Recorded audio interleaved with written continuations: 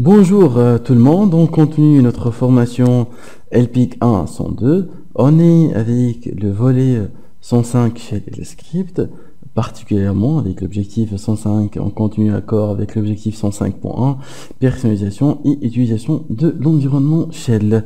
Nous venons de voir ensemble tout ce qui est aléa, tout ce qui est spécifique à un utilisateur, aléa pour tout, si nous voulons ajouter des aléas pour tous les utilisateurs. Nous venons de voir tout ce qui est même chose pour les variables d'environnement à un utilisateur spécifique et si nous voulons ajouter des variables d'environnement pour tous les utilisateurs. Maintenant, il ne reste qu'à voir, par exemple, le concept des fonctions et pour un utilisateur spécifique, si nous voulons créer une fonction pour un utilisateur spécifique ou nous voulons créer une fonction pour tous les utilisateurs. En fait, concernant les fonctions, ça reste les mêmes fichiers à modifier. Il ne reste qu'à comprendre c'est quoi les fonctions. Vous y êtes parfait. Donc, on va continuer avec notre volet dédié aux fonctions. Donc, on va écrire une fonction qui est pour l'utilisateur connecté. L'utilisateur qui, dans notre cas, avec la commande who OANI, donc OANI, d'accord, notre utilisateur Anis. Donc, on va créer une fonction dédiée à l'utilisateur Anis. Donc, on va modifier pratiquement les mêmes fichiers. On va, comme nous venons de voir pour les aléas, nano.bash rc, d'accord, nano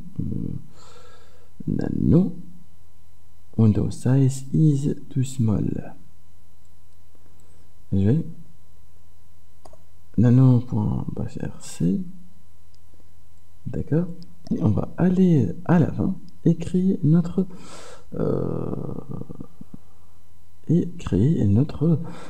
fonction.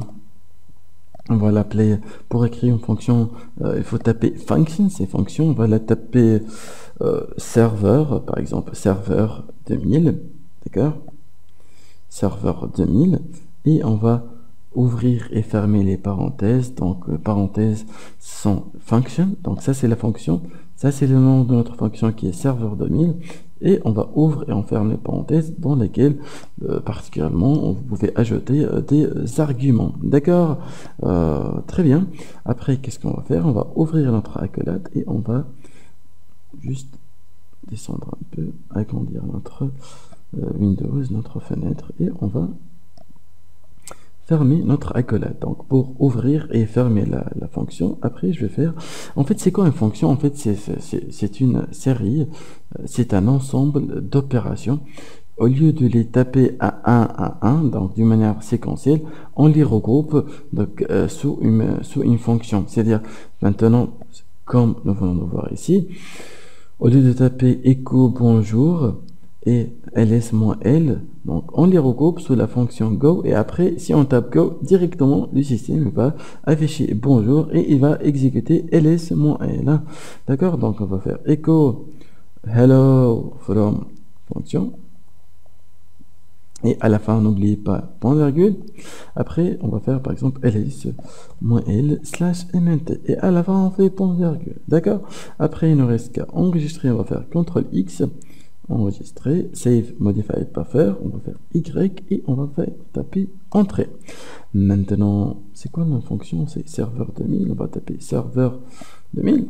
Est-ce que notre fonction elle est opérationnelle? Non. Alors quoi faire pour la rendre opérationnelle? C'est la même chose que nous, c'est pratiquement le même concept qu'on a fait avec tout ce qui est les aléas. Ou bien on va faire la authentification avec l'utilisateur Anis, d'accord. On va taper le mot de passe. Après, on va taper, c'est quoi? C'est serveur 2000, hein? Espérons que oui. Donc, qu'est-ce que ça donc, j'ai tapé directement le nom de notre fonction. J'ai activé, j'ai forcé la relecture du fichier caché pour bash rc dans lequel nous voulons ajouter notre fonction. D'accord? Donc, maintenant, notre système il comprend qu'il y a elle est déjà au courant que nous venons d'ajouter une nouvelle fonction nommée serveur 2000. Donc, alors, lorsque j'ai tapé serveur 2000, notre système il a consulté, il a trouvé la fonction. Donc, qu'est-ce qu'elle fait notre fonction? Elle fait un affichage echo hello from fonction, et après elle fait ls-l slash mnt, donc ls-l je crois, slash mnt. D'accord, très bien. La question qui se pose, est-ce que donc nous pouvons activer ou bien notre fonction avec su-anis, ou bien donc rétention, ou bien avec la commande source .bash rc. Donc nous venons de créer une fonction. C'est ça, mes chers amis, l'exemple de création d'une fonction. J'ai utilisé l'éditeur donc Nano, vous pouvez utiliser VI, Vim, Gedit, donc vous pouvez utiliser l'éditeur que vous voyez convenable. Très bien, donc voici donc l'exemple que nous venons de voir, donc avec le cours. Donc voici la fonction, et après suite je l'ai nommé go. D'accord, après avoir tapé go, notre fonction elle fonctionne comme prévu. D'accord, donc ça c'est partie dédiée aux fonctions. D'accord. Très bien, donc il me reste qu'à vous remercier pour votre attention, et à la prochaine vidéo. On reste encore, mais cette fois-ci on va pas tarder, donc nous venons de passer avec les volets un peu costauds. Très bien, je vous remercie.